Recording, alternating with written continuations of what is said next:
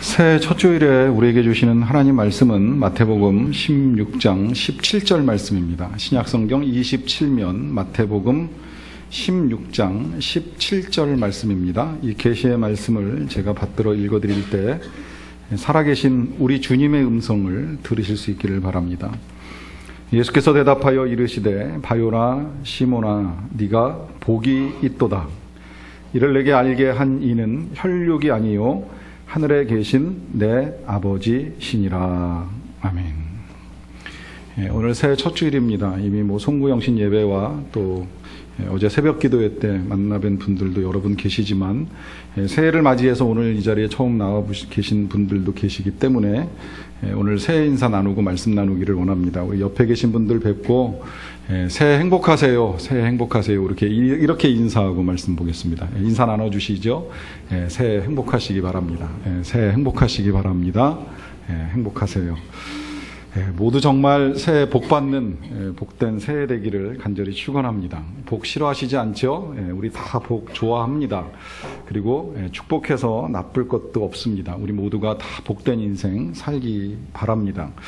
저주받은 인생 불쌍하잖아요. 우리 기독교가 기복주의다, 기복신앙이다 비판 많이 받고 있는데 이제 이 문제 마지막에 한 번 더 다루긴 하겠습니다만은 기복신앙 자체가 문제가 아니라 이제 뭐가 복인지를 잘 모르는 게 문제라는 거예요. 구약에서도 복을 말하고 성경 전체가 복을 말합니다. 구약 전체는 어떻게 복 받을 것이냐, 복의 기준을 모세오경에서 가르쳐 주시고 그 기준대로 이스라엘 백성들이 살았느냐 살지 못했느냐가 역사서고, 잘 살면 잘 사는 가운데 시도 나오고 잠언도 나오고 노래도 나와요. 아가서 같은 노래가 나옵니다.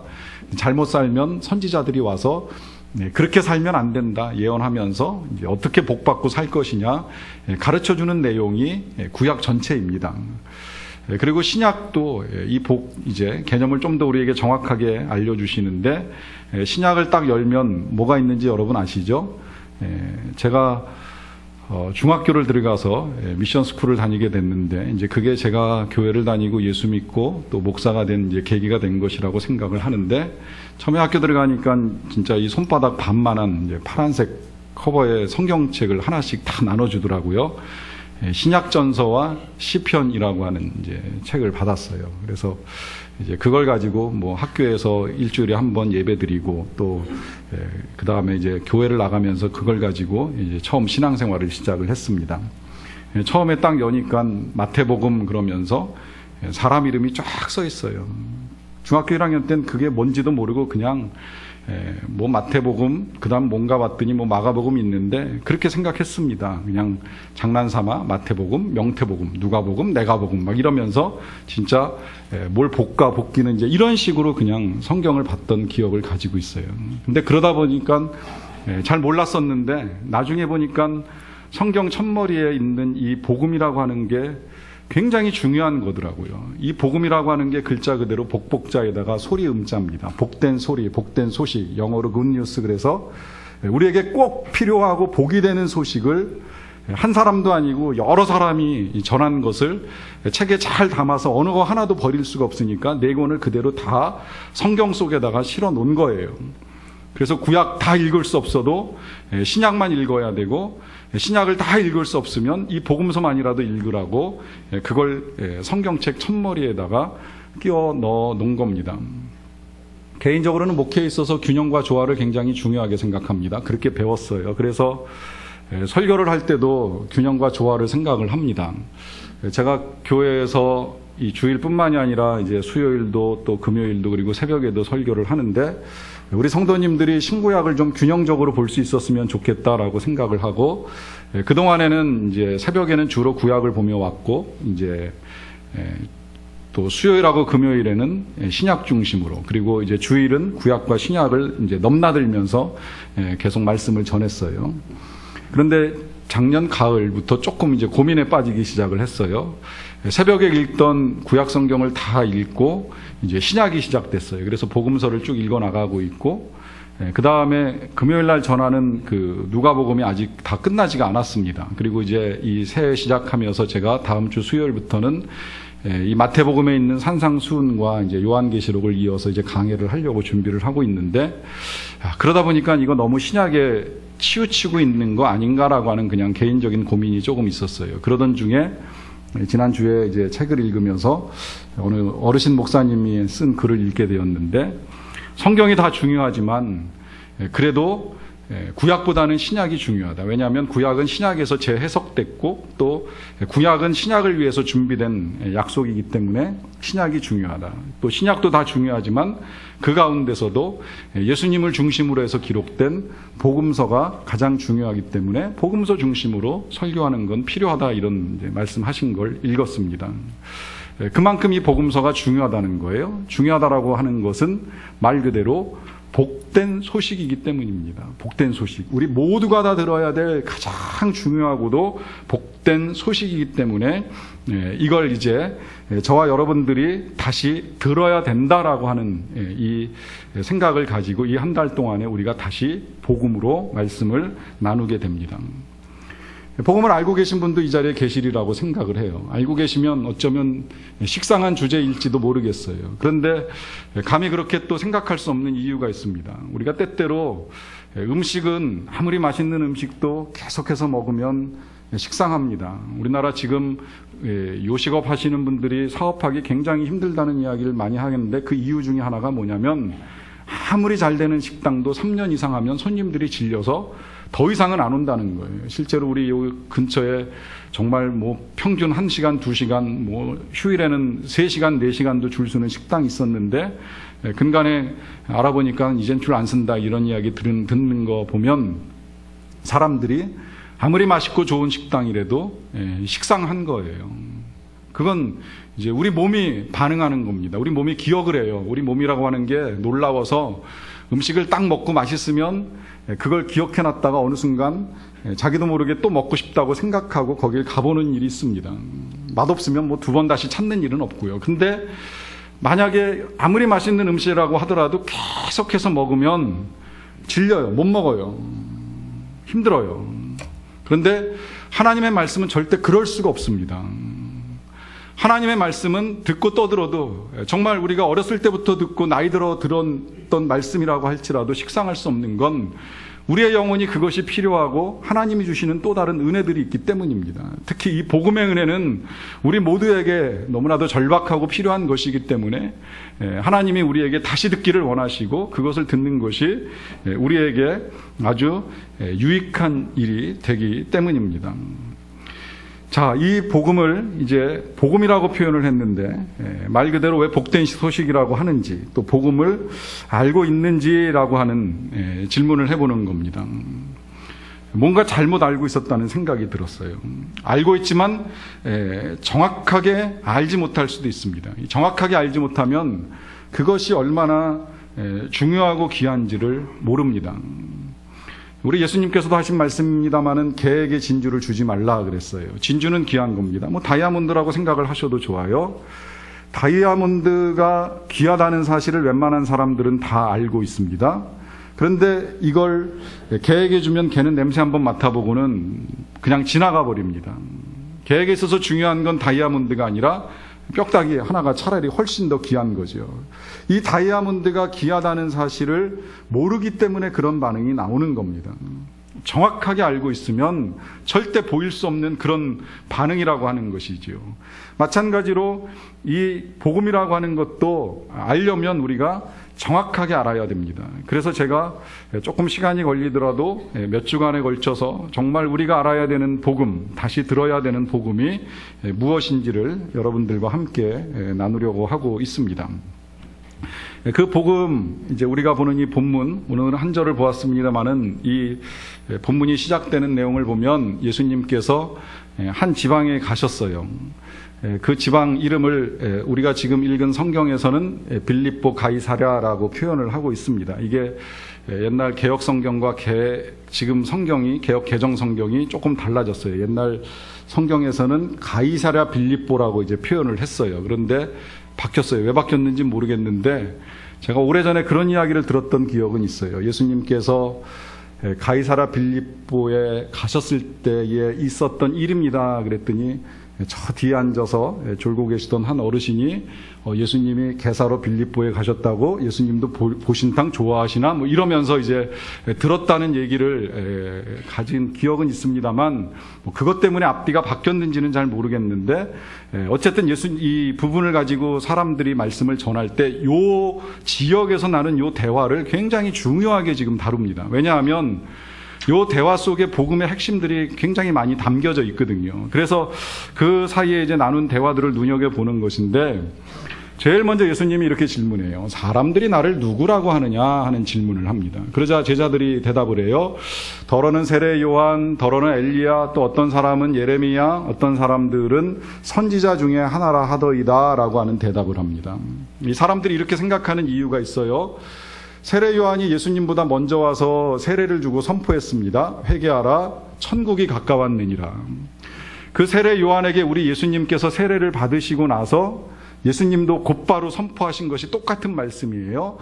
회개하라, 천국이 가까웠느니라. 이제 그러다 보니까 나중에 세례 요한은 세상을 떠나고 예수님은 사역을 계속 하시니까 저 예수가 세례 요한의 또 다른 사람이 아니냐, 이제 이렇게 생각을 하면서 세례 요한이라고 생각을 하는 거예요.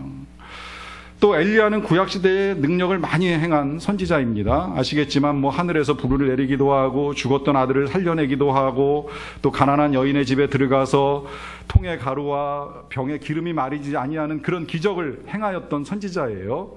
예수님도 이 땅에 오셔가지고 사람 살려내고 병 고치고 많은 사람들이 먹을 수 있는 기적을 행하다 보니까 사람들이 그냥 생각하는 거예요. 엘리야 아닌가? 구약시대에 우리가 들었던 그 엘리야가 다시 우리에게 오신 거 아닌가? 이렇게 생각하는 겁니다. 또 예수님의 말씀 듣다 보면 마음이 찔리고 감동이 되다 보니까 구약시대에 예레미야 선지자가 그런 선지자라고 했는데 혹시 예수님도 그런 선지자가 아닌가? 이렇게 생각하는 겁니다. 그래서 어떤 선지자 중에 한 사람이라고 말하는 사람들이 있습니다. 이 모든 대답들이 다 예수님을 정확하게 알지 못하니까 나온 대답들이라는 거예요. 특히 이 예수님을 선지자 중에 한 사람으로 보는 것은 지극히 이슬람적인 생각입니다. 이슬람이 우리하고 많이 다른데요. 여러분 때때로 알라신이 하나님이 아니냐라고 하는 이런 이제 의문을 가지고 듣는 일들이 종종 있게 되는데 알라는 하나님이 아닙니다. 비슷하게 느껴질 수는 있어요. 그런데 우리 하나님은 성부, 성자, 성령 삼위일체 하나님입니다. 그런데 알라는 유일신입니다. 예수는 하나님이 아니고 알라가 보낸 여러 선지자, 마호멧 같이 보낸 여러 선지자 중에 한 사람일 뿐입니다라고 하는 믿음을 가지고 있기 때문에 알라는 하나님이 될 수 없고 이슬람은 우리하고 달라요. 그리고 예수님을 선지자 중에 한 사람, 그냥 우리 위에 오셔서 우리 모두에게 좋은 말씀, 교훈되는 말씀, 우리 모두가 착하게 살아가도록 하시는 그런 말씀을 주신 하나님의 사람 중에 한 사람 정도로만 이해하고 있으면 우리의 그 믿음이 이슬람 같은 믿음이 돼버리고 마는 거예요. 예수님을 정확하게 알아야 돼요. 그 예수님을 정확하게 아는 것이 중요합니다. 이제 그러다 보니까 예수님이 이 제자들의 대답을 다 듣고 나서 다시 물어보시는 거예요. 그러면 너희는 나를 누구라고 하느냐? 그러면 너희는 나를 누구라고 하느냐? 이 질문 정말 중요합니다. 왜냐하면 이 질문에 대한 대답에 따라서 우리가 복음을 바르게 알고 있을 수도 있고 복음을 모르고 있을 수도 있기 때문이에요. 그래서 보시면 주제, 다시 복음으로라고 하는 이 주제 아래 제가 가로치고 너희는 나를 누구라고 하느냐라고 하는 질문을 달아놓은 이유는 여러분들에게 여쭤보고 싶었어요. 여러분들은 예수님을 누구라고 하십니까? 여러분들 예수를 어떻게 알고 계십니까? 여러분들이 알고 있는 예수님은 과연 누구십니까? 한번 좀 생각해 보시고 속으로라도 대답해 보셔야 돼요. 나 예수 알지. 교회 가면 늘 듣는 이야기. 십자가에서 달려 돌아가셨기 때문에 교회가 십자가를 달아놓고 예배를 드리는 거 아니겠는가. 이 정도 믿음, 하나님의 아들이라고 하는 거 들어본 적 있는 것 같고 예수님 하신 말씀 다 정말 너무 귀하니까 우리가 잘 듣고 지켜 행하고 세상을 아름답게 만들어야 되지 않겠느냐. 이 정도 수준 가지고 우리가 예수님 안다고 생각할 수도 있다는 것입니다.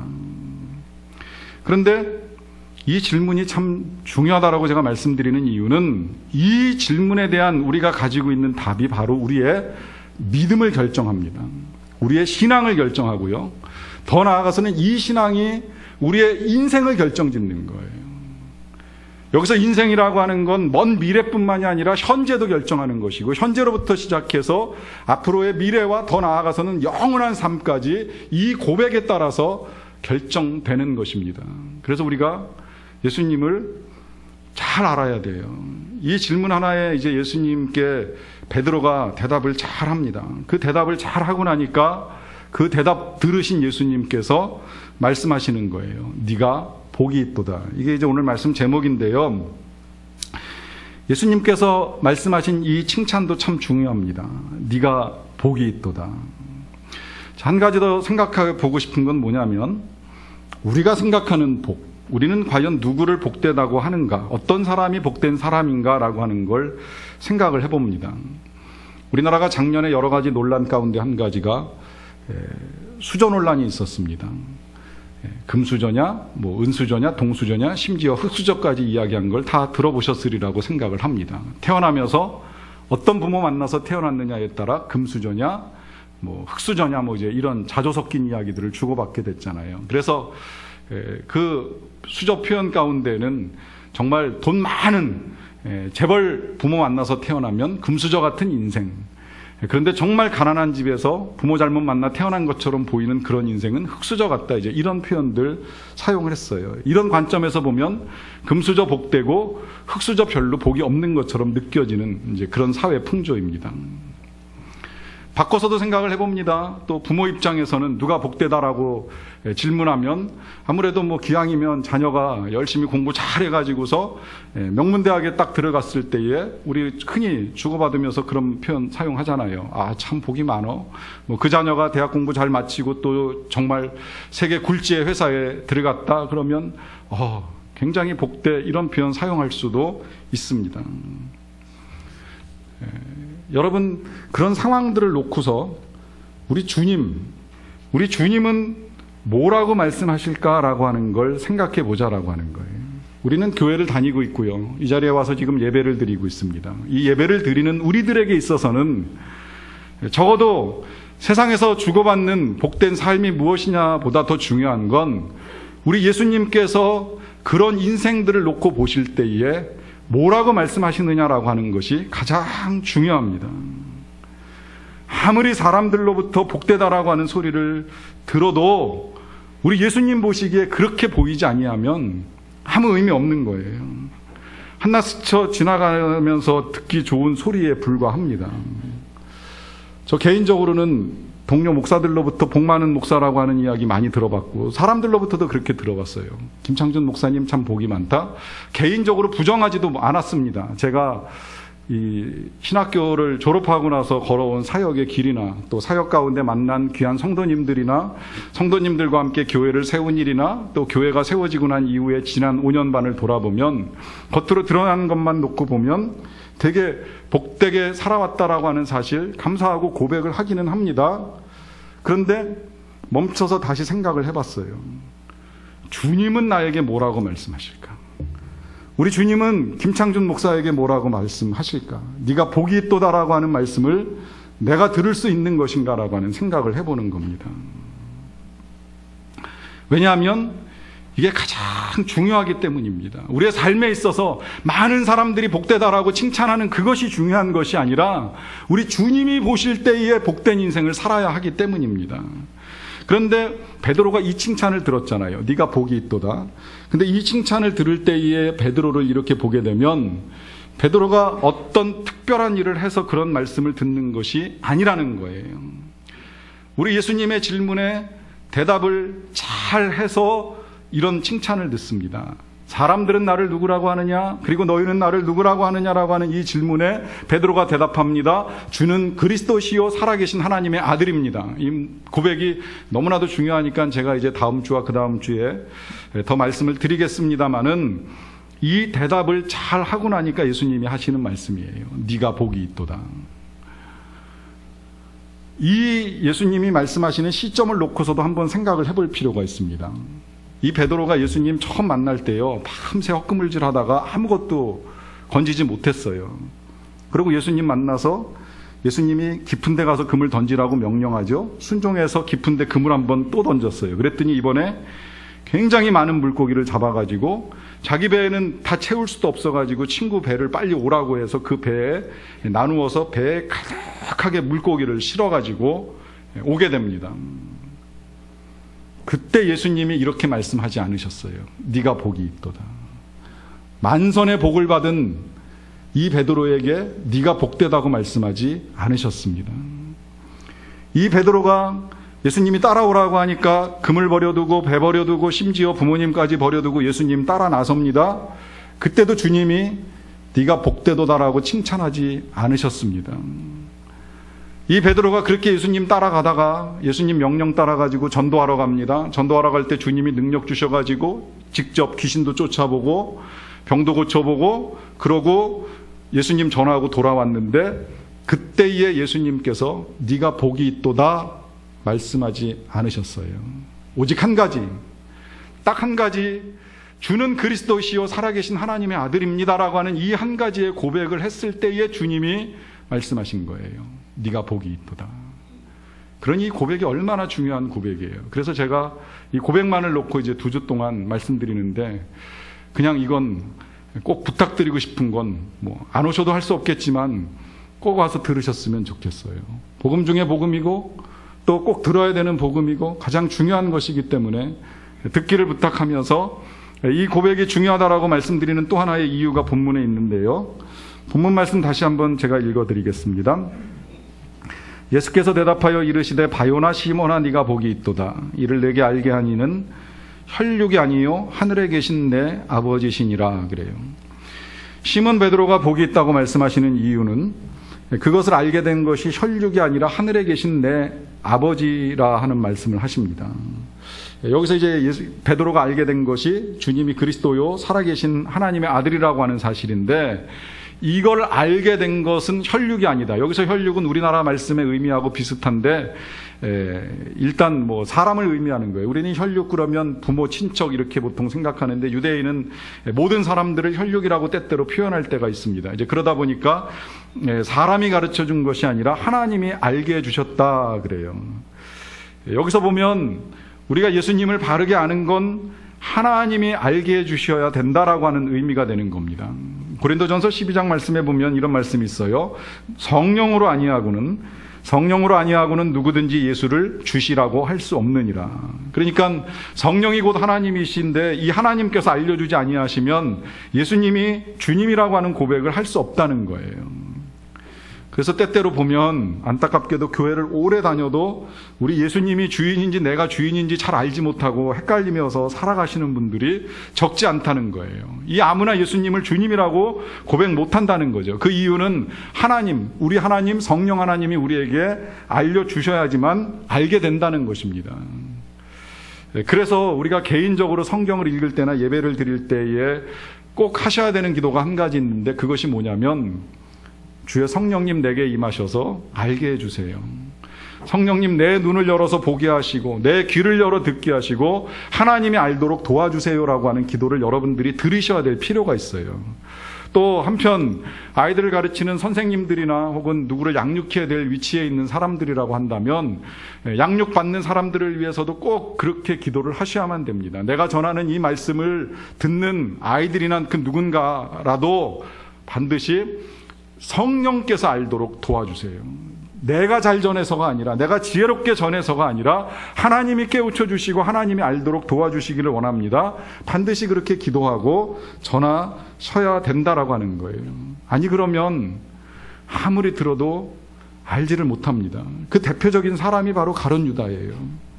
3년 동안 예수님 따라다녔잖아요. 매일같이 먹고 자고 하면서 예수님 따라다녔는데 몰랐어요. 이 예수님이 누구신지를 제대로 모르는 거예요. 그러다 보니까 안타깝게도 마지막엔 배신하고 팔아버리고 은 30냥에 넘기고 난 다음에는 그냥 양심의 가책 받아가지고 스스로 인생을 끝내버리는 그런 불행에 빠지는 겁니다. 그럴 수 있기 때문에 하나님이 알도록 도와주시는 것이 필요하다라고 하는 것입니다. 자, 그렇다면 하나님께서 알려주실 때까지 우리가 할 일은 없는 것인가? 또한 절대 그렇지 않습니다. 이 베드로가 예수님을 만나지 않고 예수님을 따라다니지 아니하였으면 이런 고백을 할 수 없었다는 거죠. 그는 그냥 계속 업으로 그물질을 하고 있었을지도 몰라요. 그렇기 때문에 예수님께 네가 복이 있도다라고 하는 칭찬을 들을 수도 없었을 것입니다. 그런데 이런 베드로가 이런 고백을 하고 이런 칭찬을 받을 수 있었던 건 그래도 그나마 그가 예수님을 따라다녔기 때문이에요. 다 버려두고 예수님을 따라다녔습니다. 물론 처음부터 잘 알지는 못했을 것이에요. 그냥 오라 하시니까 따라 나섰고 잘 모르고 따라다녔습니다. 어떤 면에서는 사실 이 고백을 했다고 해서 또 완성된 것도 아니에요. 이 고백 이후에 보면 금방 예수님에게 책망도 받고요. 나중엔 예수님 배신하고 부인하는 일도 있습니다만 그럼에도 불구하고 그가 이 같은 고백을 할 수 있다는 것은 예수님 따라다니면서 알게 되었기 때문이에요. 정확하게 앞서 말씀과 같이 표현하자면 예수님을 따라다니는 중에 하나님이 알게 하셔서 깨닫게 되고 고백하는 것입니다. 그러니까 우리는 따라다니는 것이 필요한 거고 알게 해주신 하나님의 은혜가 합쳐지면 그때 고백이 가능하고 고백 뒤에 칭찬받는 거예요. 이걸 우리 예수님께서 또 하나님이 알게 해주셨다라고 말씀하시는 이유가 있습니다.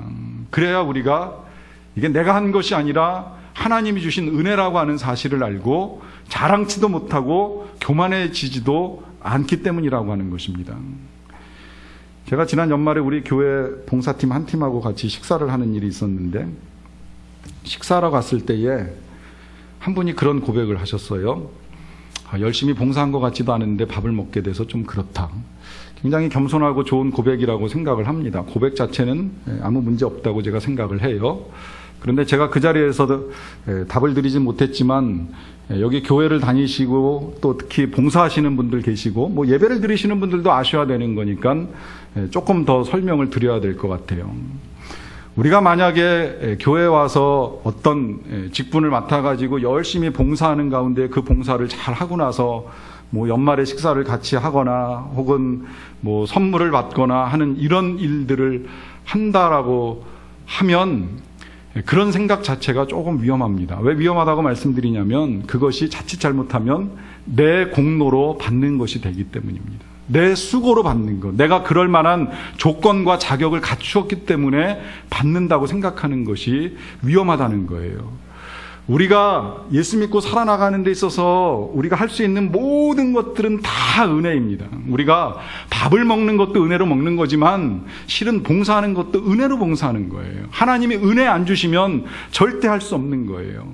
하나님이 은혜로 주신 건강과 시간과 믿음과 여러 가지 마음의 감동이 있기 때문에 봉사하는 것이지 하나님이 안 주시면 그것도 절대 할 수가 없습니다. 내가 하는 것이 아니라는 의미예요. 여러분 이 예배 매 주일마다 반복적으로 드리는 예배도 하나님 앞에 공로를 쌓는다고 생각하지 마세요. 이 자체가 은혜예요.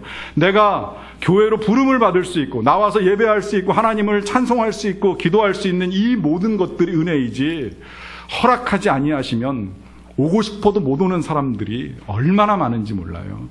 그렇게 은혜로 예배도 드릴 수 있고 은혜로 봉사도 할 수 있고 은혜로 밥도 먹을 수 있고 은혜로 선물도 받을 수 있어야지 때로 이것을 할 수 없을 때에 하나님 아니 주시니 내가 못한다라고 하면서 미안한 마음, 죄스러운 마음 가질 필요도 없으니 모든 것이 다 감사할 뿐이라고 하는 것입니다.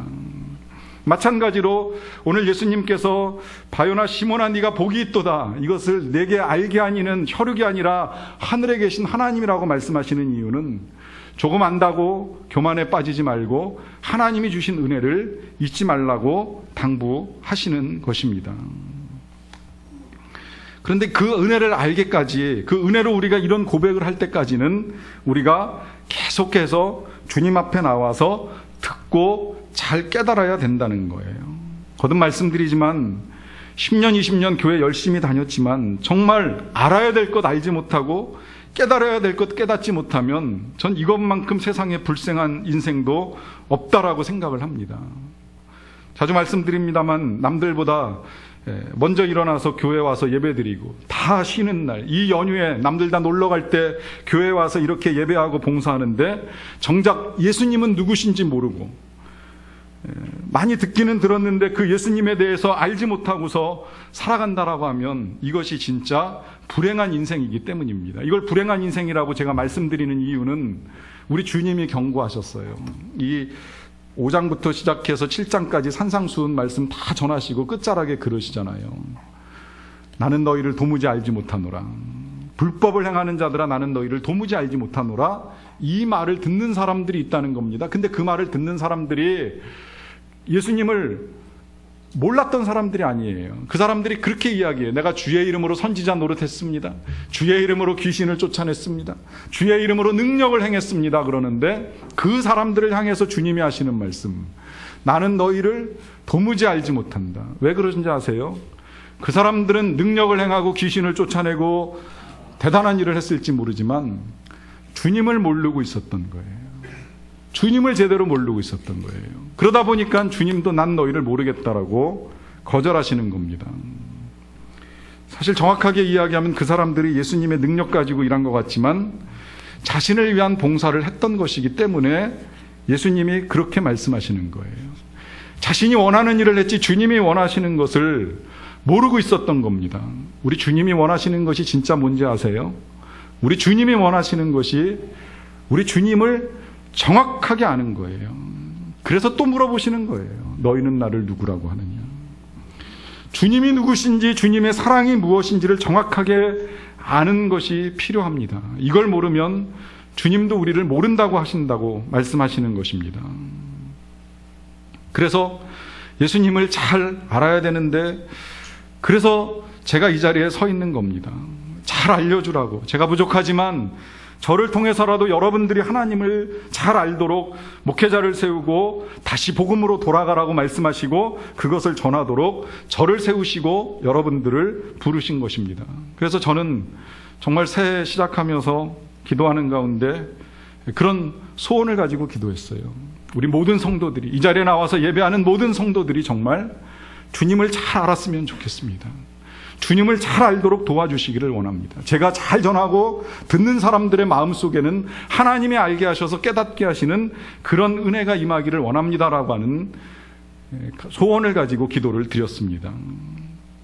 여기 네가 복이 있도다라고 우리 주님이 말씀하실 때에 이 복이라고 하는 단어가, 제가 그 송구영신 예배 때 설교해 드린 대로 팔복이 시작될 때에 그 팔복 가운데 들어있는 단어, 복이라고 하는 단어, 뭐 마음이 가난한 자는 복이 있나니 애통하는 자는 복이 있느냐라고 했을 때에 그 복이라고 하는 단어하고 똑같은 단어가 사용됐어요. 헬라어 마카리오스라고 하는 단어. 이 마카리오스는 우리 영어식 표현의 해피가 아니라 블레싱, 블러드라고 하는 보혈을 통과한 하나님의 그 은혜 가운데에 주시는 영적인 축복. 그래서 거룩하고 신령한 영적 기쁨과 은혜를 복이라고 하는 말씀을 드렸는데, 지금 우리 예수님께서 이 베드로에게 네가 복이 있도다라고 말씀하실 때에 그 복이 바로 그런 복이에요.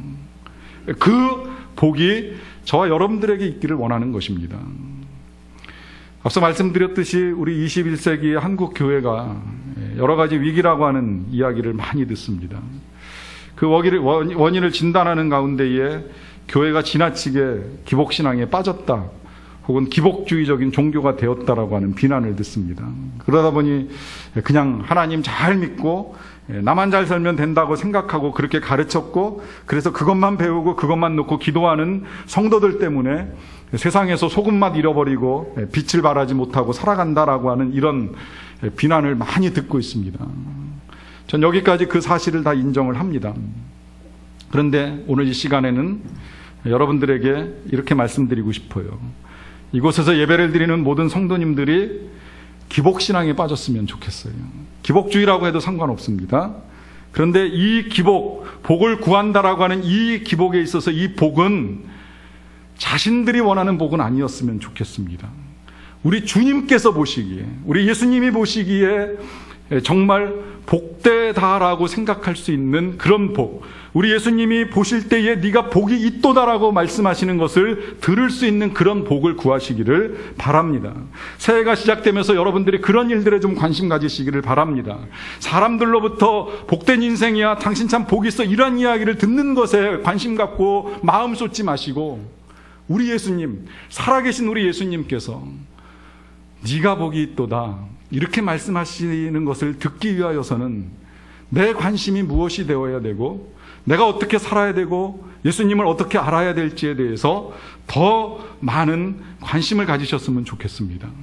저는 그렇게 되도록 더 열심히 준비해서 가르쳐 드릴 것이고 또 하나님께서 알도록 도와주시기를 기도합니다. 여러분들은 잘 듣고 알아서 꼭 주님께로부터 한 사람도 예외 없이 이 말씀 다 들으시기를 간절히 바랍니다.